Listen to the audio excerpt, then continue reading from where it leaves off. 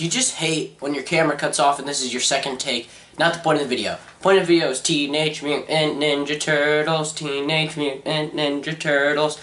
Hi guys, so, here we go. The review for Teenage Mutant Ninja Turtles 2 Out of the Shadows. If I don't have that much enthusiasm in this one, it's because I just filmed like a 10-minute review and now it doesn't even matter because that thing's gone. Anyway, Teenage Mutant Ninja Turtles Out of the Shadows came out last weekend. I know my review's a little late, I'm sorry. Had a lot of stuff to do over the weekend, but now I'm here. So, let's talk about this.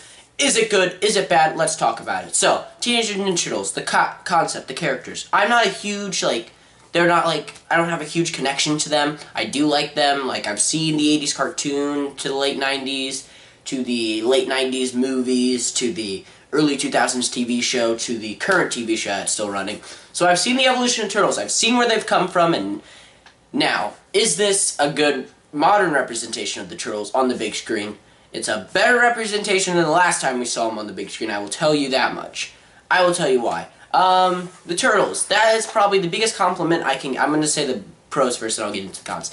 The Turtles are the biggest compliment I can give this movie. I thought they felt more like a team, they felt more like brothers, they all had screen time, I liked each and every one of them equally. Splinter was actually a teacher, not a jerk.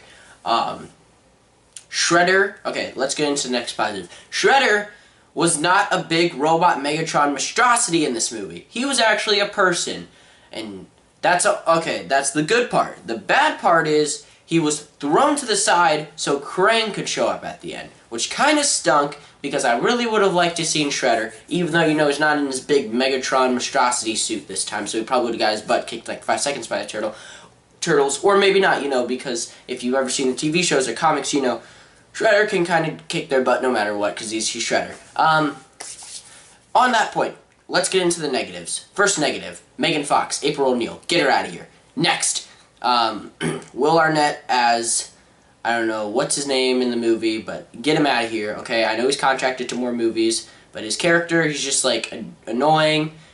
Not as much as the first one, but a lot in this one, too. Next con, Casey Jones.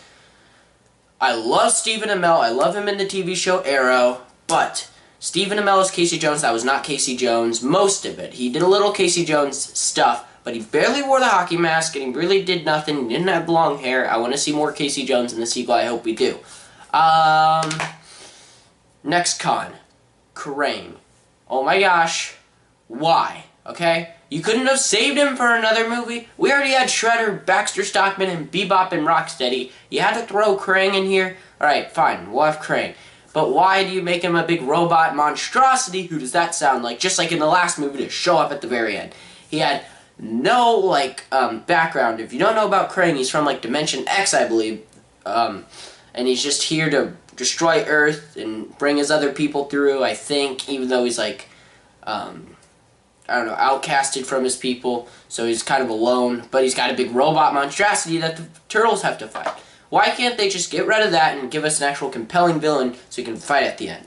That's another big complaint. None of the action scenes they were all awesome to watch, don't get me wrong, but they were not compelling, as the least. I'm really hating on this movie. I didn't hate it that much. Anyway, let's get into a few more things I liked. Bebop and Rocksteady. I really liked them. I've been waiting for them in a movie for a long time. We finally got them. Are they good? Yes. I thought they were kind of funny. But you know what? That's what this movie's targeted for. 14-year-old idiot kid humor. So I got it all. I would think that if you're a fan of the Turtles, definitely go see it. It has a lot of fan service. One of the best, probably, credit songs ever at the very end. If you know what I mean, from Vanilla Ice. If you're not a Turtle fan, you're just a fan of action summer movies in general, if you want to, go in your own risk. I'm a Turtles, not a huge fan, but I like the characters. That's why I'm going to give Teenage Mutant Ninja Turtles Out of the Shadows an 8 out of 10. Is it good? It's pretty decent. It's better than the first one. If you're a Turtles fan, you're probably going to love it. I thought it was okay. I was thoroughly entertained. Let's just say I was more entertained than I thought I was going to be leaving Teenage Mutant Ninja Turtles 2. So let me hear what you guys thought about the movie. Put it in the comments down below. And as always, I'll see you in the next one.